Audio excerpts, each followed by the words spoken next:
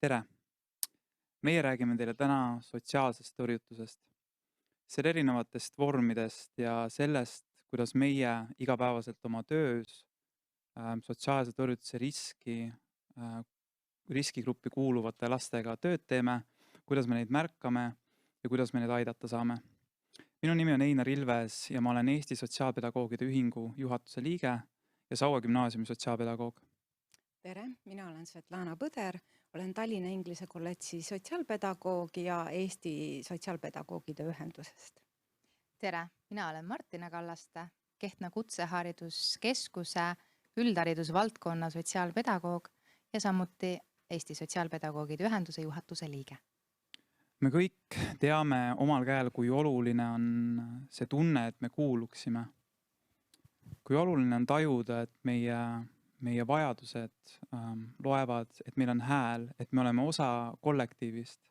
Olgu see siis kas töökollektiiv, koolikollektiiv või perekond. Ja eriti suur on selline kuuluvustunde vajadus lastel ja noortel. Et noor, kes tunneb, et ta on üks väga väärtuslik osa klassikollektiivist näiteks, selline noor on rahulik, ta on enesekindel, ta on loominguline. Temas on vähem ärevust ja stressi ja võiks öelda, et sellise noore puhul kujuneb tema haridustee ja areng suhteliselt valutult. Sotsiaalne tõrjutus on multidimensionaalne protsess, kus koonduvad siis omavahel tööturu tõrjutus või ebakindlus, vaesus ja eemale jäetus sotsiaalsetest suhetest. Üks suuri sotsiaalse tõrjutuse riskifaktoreid on katkenud haridustee. Ja meie sotsiaalpedagoogidena üks meie põhilisemaid ülesandeid koolides ongi toetada noori haridusteel ja siis sellega vähendada sotsiaalse tõrjutuse riski. Et põgusalt mainida ära siis iseloomustada neid lapsi, kes kuuluvad sellesse riskigruppi, siis reeglina on sellistel lastel puudulikud sotsiaalsed oskused või siis on mingil põhjusel veel eakohaselt jäänud välja arenemata nende täidesaatvad funktsioonid. Ja meie kui sotsiaalpedagoogide siis põhiliseks ülesandeks ongi nende oskuste ja teadmiste arengut noorest toetada. Ja siis täna me räägime teile natukene lähemalt sellest, et kuidas meie seda iseenda töös teeme, lähtuvalt siis oma isikust kogemusest, mingist nii-öelda nüanssidest, mida me tähele paneme, kuidas me neid noori märkame ja võib-olla põgusalt mainime ka seda, et kuidas tegelikult iga inimene saab selles mõttes seda noort toetada. Aga alustaks võib-olla Martina sinust, et ma tean, et sina nüüd ei tööta nii-öelda sellises üldhariduskoolis, et sinu võib-olla sihtgrupp ei ole nüüd need kõige nooremad noored, et räägi natukene enda perspektiivist, et kellega sa täpselt töötad ja kuidas sa neile lähened? Mina siis töötan Kutsehariduskeskuses, mis asub siis Raplamaal Kehtnas.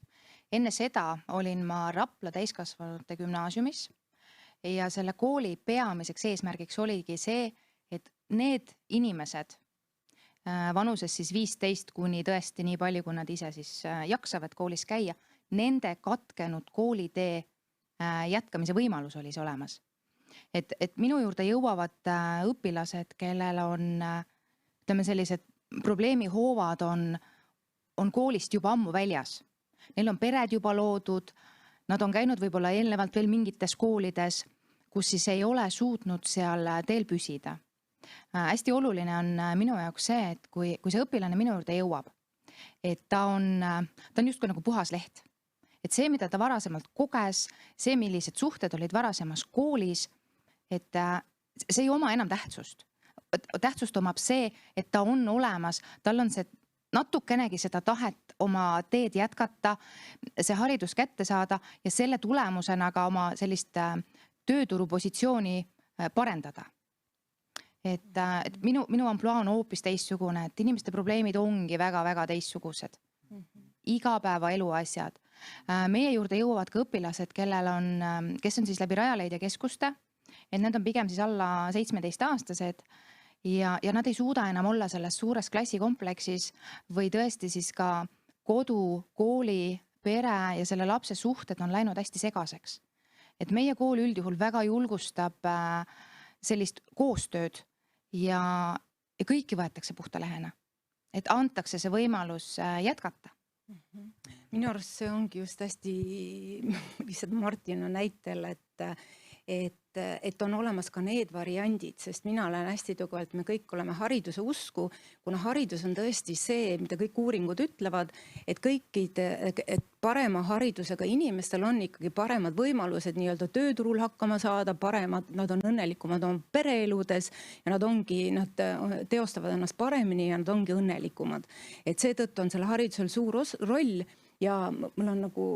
tore oli nagu kuulda, mida just Martina nagu välja tõi, et ka need meie ju koolis põhimõtteliselt nagu seisamegi selle eest, et kõik lapsed nii-öelda, kes meil siin Eesti Vabariigis on, kuni 17. eluaastani, et nad tegelikult saaksid oma põhihariduse kätte. Et see on esimene eesmärk, et nad siis tulevikus saaksid tõesti minna tööturule, ennast paremini teostama.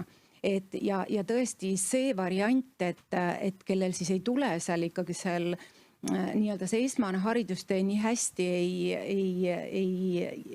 ei õnnestu, et ikkagi on loodud need võimalused, et seda haridust ikkagi saada, et need inimesed tõesti tuleksid ja nii tore oli kuulda, et mingil ajal Martin mainis, et 57-aastane ka, et see tähendab, kui meil on elukestev õpe, et siis tõesti seda haridusega nii-öelda et seda haridust nii-öelda saada ja et siis sellega oma nii-öelda elu tuleviku väljavaated ja siis ka samas ka sellist nagu kuuluvustunnet ühiskonnas kindlustada. See on hea jah, et Eestis on see selline kehtib see elukestva õppe põhimõte ja see, et on justkui nagu soodustatud, et inimene ükskõik millises vanuses võib oma haridusteed jätkata. Et ma tunnen, et sellel on väga, väga suur ja positiivne mõju ühtkätt jah, läbi selle, et see inimene, kes siis nii-öelda nüüd oma katkenud haridusteed jätkab, et ta saab omandada vajalikud teadmised, et nii-öelda olla tööturul edukas ja saada vastavad nii-öelda diplomid või paberid kätte. Aga teist kätt see, et väga-väga suur ja oluline roll ikkagi on teistel inimestel meie elus just pidades silmas seda, et nii-öelda me leiame oma koha tuginedes justkui teistele inimestele ja me nagu organiseerime enda mõttemaailma vesteldes teiste inimestega ja nii-öelda teised inimesed annavad pidevalt meile nagu märku, et me oleme väärtuslikud ja et läbi selle me saame nagu reguleerida enda käitumist. Kuuluvustunne on ju inimese esimene baasvajadus. Just täpselt. Ja et kui rääkida nüüd üksikasjadest, et kuidas näiteks mina enda siis üldhariduskoolis sotsiaalse tõrjutuse riski kuuluvate lastega tegelen, siis esimene asi ongi alati märkamine, et oluline on olla kohal. Ma olen alati mõelnud, et sotsiaalpedagoogika on minu arust hästi selline olemuslik töö, et see ei ole miski, mille sa lülitad justkui hommikul sisse ja kui kell saab 5 lülitad välja, et sa oled kuidagi, sa pead olema siiralt selles töös kohal, eks ju, ehk siis sellest tulenevalt sa ei saa lülitada sisse ega välja. Ja kui kuna hästi oluline osa selle töö juures just on see märkamine, et siis juba puhtalt see, kui sa kõnnid vahetunni ajal kooli koridorides ringi ja reaalselt oled seal selles mõttes kohal, et sa märkad lapsi, sa mõõdud neist niimoodi, et sa vaatad neile otsa ja et sa naeratad, et sellel on hästi, hästi suur ja oluline roll kindlasti. Ja kui siis jõuab minuni info näiteks, et mingisugune laps vajab abi või siis tõesti ma ise märkan ja tegelikult täiskasvanutena selle abi vajava lapse märkamine ei ole üldse keeruline, et me kõik mingil määral suudame ju ära tunda seda, kui mingisugune inimene on võib-olla vajab mingisugust tuge. Ja isegi kui jah, et ütleme, et keegi, kes ei ole sotsiaalpedagoogi rollis, et noh, et ta ei pea ju võtma kohe siis selle sotsiaalpedagoogilist lähenemist, aga juba piisab sellest, kui sa näed kedagi, kes võib-olla istub õnnetult, et sa ütled talle tere, et sa naeratad talle, et sa vaatad talle silma, et sa nagu tunnistad teda, et annad talle märku, et sa oled teda märganud. Aga kui et rääkida üksikasjadest, siis et kui minuni tavaliselt jõuab see info mingisugusest noorest, siis esimene asi, mis ma teen, on see, et ma kutsun ta enda juurde vestlema. sellele aitab tugevalt kaasa see, kui nagu ma ennist mainisin, et see selline koolikoridoris ringi liikumine ja noorte jaoks olemas olemine, et siis pole nagu sellist enne töö alustamist pole väga palju seda kontakti loomist isegi vaja teha, sellepärast et see noor, keda sa enda juurde kutsud, ta juba teab sind, ta on juba sind näinud ja ilmselt võib-olla ta klassikaaslased on rääkinud sinust midagi head. Ja kui sa oled selle noore enda juurde saanud, siis ongi vaja tundma õppida teda ja tema maailma. Ja mida ma siin silmas pean on see, et kui me nende noortega tööd teeme, et siis üks osa on küll see individuaalne vestlus selle noorega, aga väga suur ja oluline osa on siis just, et õppida tundma selle noore maailma, ehk siis me õpime tundma tema kodu, millised on tema suhted seal, milline on tema sõprusringkond, kuidas ta klassikaaslastega läbi saab, isegi tema vanemate omavahelised suhted, et see kõik see mõjutab väga tugevalt. See on, mis loob sellele noorele tema keskkonna. Ja pärast seda, kui on see kontakt loodud, noort siis selles mõttes on tundma õpitud, siis me saame kaardistada täpselt selle abivajaduse ja siis selle probleemi mõõtmed. Ja nagu me oleme siin mitu korda maininud, et selline põhifookus on sellel koos olemisel ja koos tegemisel, et siis tavaliselt ongi esimene samm on kutsuda siis kokku need inimesed, kes selle noore ümber on ja kes teda toetada saavad. Et jah, et see kuuluvustunne ja just nimelt nagu kogukonnas, et kooli kogukond on ju ka üks koht, mis tegelikult ühele noorele kõigepealt siin ühiskondlikult annabki selle taju ja tunde, et ta on siin, ta on selle liige. Ja selles suhtes ongi hästi oluline, et mida meie ka siis sotsiaalpedagoogid saame teha, et kui me siis näeme neid lapsi, kes on natukene nagu riskiohus, et kellel on siis kas õppimisega probleeme või siis käitumisega probleeme või siis seal emotsionaalselt kuidagi moodi, et kes siis meie silmapiirile siis nagu tulevad, et kuidas siis neid toetada, julgustada, siduda neid selle sama kooli kogukonnana ja leida tegelikult neile just nimelt need rollid, mis on nende tugevustest nagu lähtuvad. Et see ongi võib-olla siis see, et meil peaks olema nagu ühiskonnas kõikidele see oma koht olemas. Ja nii, kui me siis suudame seda jõustada ja aidata neil kooli kogukonnas see kogemus kätte saada, siis mina usun, et suure tõenäosusega nad tulevikus, nad ei lange nii väga ära ja sinna just nimelt selle sotsiaalse tõrjutuse riski, vaid just nimelt, et nad on võimelised ka siis kogukonna liikmena kaasa lööma. Et näiteks huviharidus on üks olulisemaid asju, mis aitab minu arvates annab selle tunde, et meil peale kooli on ka midagi muud ja toredat, millega tegeleda. Et siis kui ma usun seda, et kui lapsed saavad peale kooli näiteks minna huviringi, tegeleda nende asjadega, mis neile huvi pakuvad, et siis tulevikus, kui nad on täiskasvanud inimesed, kui nad õpivad ära oma erialad näiteks ja siis lähevad tööturule, et siis ka nad ei sulgu näiteks pärast tööpäeva, mis võib olla ka raske mõnikord, et nad ei sulgu sinna koju, vaid just nimelt nad võtavad ja lähevad siis tegelevad kõike sellega, mis on veel elul pakkuda, et kas siis mõni siis tervise, spordiga, siis mingisuguste heade suhetega, et see on minu arvates üks olulisemaid asju, et meil lapsed ei tunneks ennast üksi või nad ikkagi ei jääks sellest üldisest suhtlusringkonnast nagu eemale ja et kui nad saavad selle kogemuse suures plaanis koolis kätte, siis ma usun, et see ei lähe nagu nii lihtsalt, et see ei kao. Siin ongi see hästi suur, ütleme meie töös, meil on inimesed, on ekstraverdid ja meil on introverdid. Et kuidas sa selle introverdiga natukene sellist lähedasemat suhet saad, kui ta ongi harjunud võib-olla ometi olema ja võib-olla ta ei tahagi minna sinna suurde huvigruppi, siis mina näiteks enda töös, mida ma hästi rakendan, on tänu Mare Leinole Tallinna Ülikoolist, kellel on siis Lastekaitse Liidu poolt välja antud raamat Tegevus kui teraapia. Lastega me koostame selliseid pisikesi märkmikuid,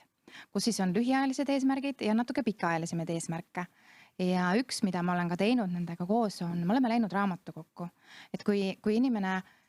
ei suuda olla sellises suures huvitegevuses või mingi sportlikus või käsitöös või mida iganes, mis meil siin Eestis pakutakse, me oleme läinud raamatukokku ja me oleme katsetanud erinevaid raamatuid, mida siis see laps tegelikult lugeda saab. Ka sealt on võimalik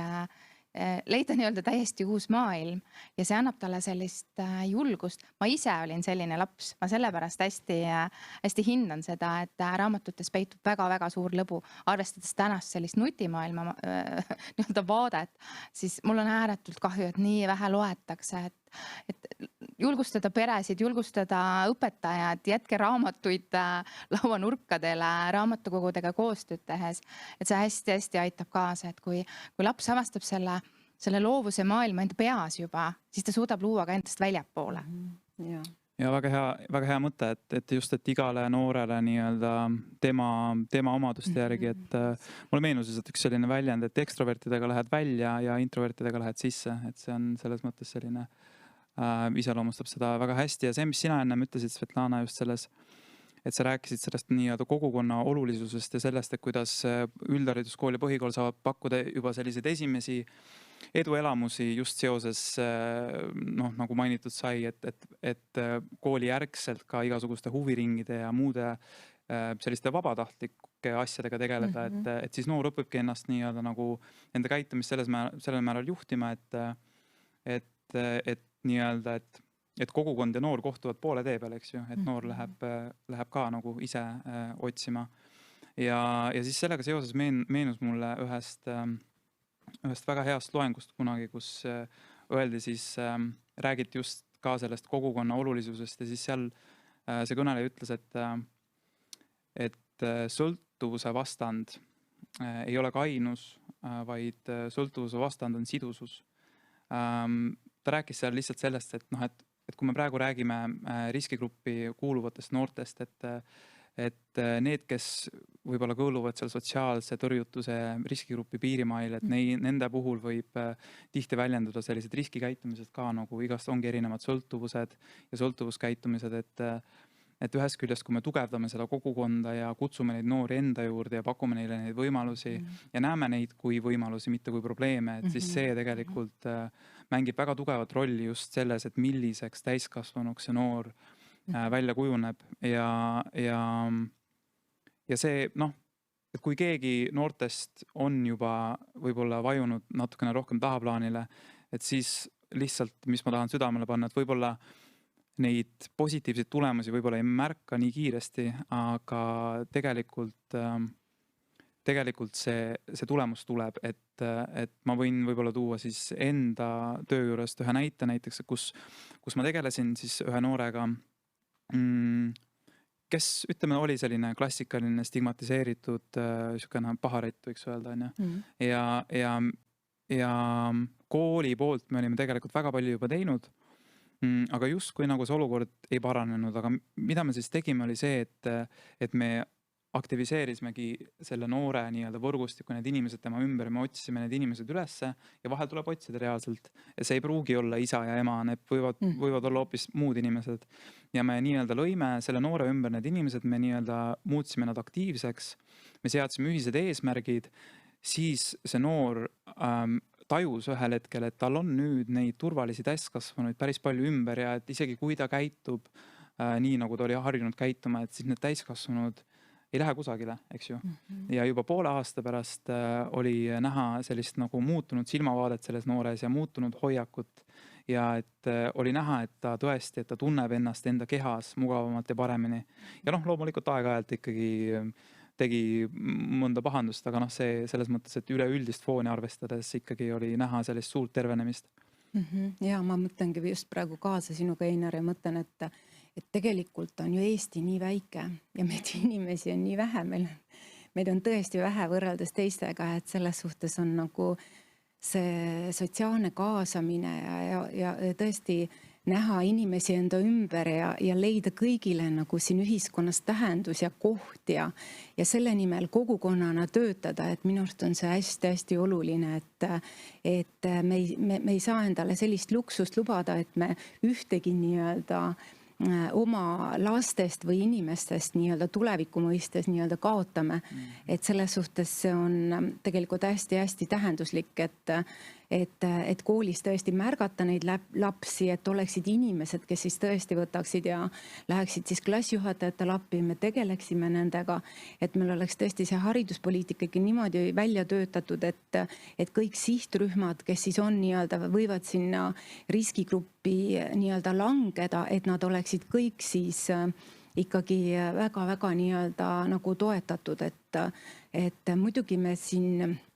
ennem rääkisime ka ja me kõik teame tegelikult, et kuidas me ju sinna sotsiaalsesse isoleeritusse kõik nii-öelda selle viimase aja selle Covidi olukorraga ju tegelikult ka langesime, et see on meil niivõrd värskelt meeles, et kuidas siis ka tavalapsed, kes muidu tegelikult said ju väga hästi nii-öelda hakkama tavaolukorras, olid kõik kaasatud, kõik mingeid probleeme ei olnud, siis ühel hetkel me ju tegelikult olime silmitsi koolina ka sellega, et meil umbes veerand lastest tuli täiesti, kes ei olnud võimelised kodus tegelikult ise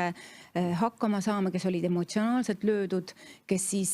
mingil põhjusel tulid hirmud, kes ei julgenud õue minna ja tegelikult ei olnud ka soovitav õue minna, kes ei näinud, peresuhted ja peresüsteem oli selles suhtes hästi nagu takistatud, et me ei saanud oma vanavanemad näha, vanavanemad ei saanud oma nooremaid pereliikmeid näha, et vanemad siis kodus, kes pidid ühes toas seal lapsi õpetama, hoidma ja samas ka nii-öelda siis ise oma tööd tegema, et selles suhtes me oleme ikkagi suhteliselt värskelt nii-öelda räsitud sellest teemast, et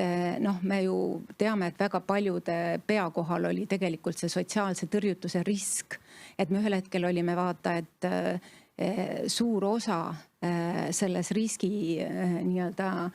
grupis, et ei ole ju saladus see, kuidas meil tõesti rääkimata lastest, kuidas vaimse tervise probleemid siin kõik tõusid, kuidas vanemad olid stressis, kuidas õpetajad ja ka tugispetsialistid ise olid ühel hetkel nii-öelda abivajajad. Et selles suhtes, et see oli nagu hästi lähedalt meile nagu, see puudutas meid kõiki hästi lähedalt. Just, et see, millest sa praegu räägid, et see illustreeribki väga hästi seda nii-öelda sidususe vajadust, et just mitte ainult laste seas, vaid et meie kõikide seas ja kui on selline raskem või selline eriline või nagu kummaline aeg ühiskonnas, et siis see ei tähenda nüüd, et me enam üksteist ei vajaks, me vajame üksteist alati, et siis me lihtsalt peame olema loomingulised. Et õnneks nüüd meil on erinevaid vahendeid, et sellise vastastiku kontakti säilitamine, et see on hästi-hästi tähtis ja see, mis just Svetlana ütles, et osad noored, kes siis ennem seda aega olid võrdlemisi siuksed suured suhtlejad, et siis pärast seda tekkisid neil järsku mingid probleemid, et see hästi ilmestab seda, et kuidas me tegelikult seda suhtlust ikkagi vajame, et kui me oleme sellest nii-öelda pikalt eemale hoitud, et siis sellel on väga, väga tugev mõju sellele, kuidas me ennast tunneme, kuidas me näeme, kuidas me näeme maailma enda ümber ja kuidas me ennast selles maailmas tunneme. Ja, et minu arust see, mis praegu kõlamale jäi natukene, et tõesti, et hoidkem üksteist, et nii pere keskel, siis tõesti koolikogukonnas kui ka just nimelt nagu ühiskondlikult, et see on see tegelikult, mis kindlasti aitab meil mingil määral nagu paraneda ja sellest olukorrast välja tulla ja tugevamaks saada. Äratage üksteisele. Kui sa kõnnid koridoris, kui sa kõnnid tänaval, kuskilt ikka kedagi tead, siiras naeratus, mis on ka silmades, on oluliselt mõjusam kui selline natukene võlts. Naerata, lehvita, märka, lihtsalt märka, iga inimene ongi väärtus. Ja seda tuleb väärtustada. Just, nii et hoidke ja märgake üksteist. Ja, et me ju tunneme tõesti seda, et me oleme kõik sotsiaalsed olendid ja kuidas me vajame, et ma tean, et väga paljud noored on rääkinud mulle mõnikord öelnud, et mu enda tütar võib-olla kõige rohkem, et ema, et ajad on nii muutunud, et ühiskond on muutunud ja kõik me näeme, et kuidas kõik on muutunud. aga minu arvates üks asi ei ole muutunud, inimese baasvajadused tegelikult ei ole muutunud. Ja just nimelt see kuuluvustunne on üks inimese baasvajadusi. Ja just nimelt, kui see saab nagu olema või teostatud, et siis inimene saab olla nagu tervik ja ta tuleb nagu toime. Et see on see, mille nimel tegelikult meie siin sotsiaalpedagoogidena tööd teeme ja julgustame kõiki teisi samamoodi nii-öelda oma parima andma. Just. Ja sellega me tegelikult omalt poolt tänaseks lõpetaksemegi, et aitäh kõigile vaatajatele ja kuulajatele ja märgake üksteist. Aitäh! Aitäh! Aitäh!